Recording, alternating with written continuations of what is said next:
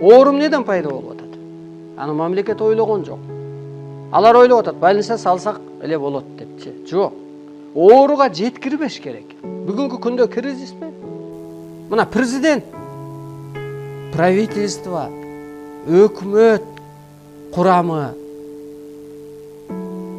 парламент деги эле бийликтеги мындай эл жоопкерчилигин алган айыл өкмөт керек болсо ушуну ойлонуш керек эле. Оорудан кантип куткарабыз? Оору эмнеден пайда болуп атат? Бул кризис да бүгүнкү күндө. Оору биринчиден эмоциядан пайда болуп атат. Кантип адам эмоция болот? Кантип адам эмоция болбой коет? Бир жылуу сөз жок, бир улуулук жок. Эне, ата, улуу адам өз ордун билбей калган. Кайда барсаң кагуу, кайда барсаң уруш, кайда барсаң кыргын, кайда барсаң талаш.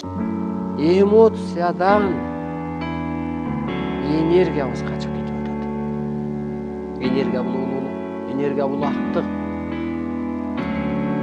Келиңиздер, биринчи ушул ден соолугун оңдойлу. Оору сыркоодон куткаралы.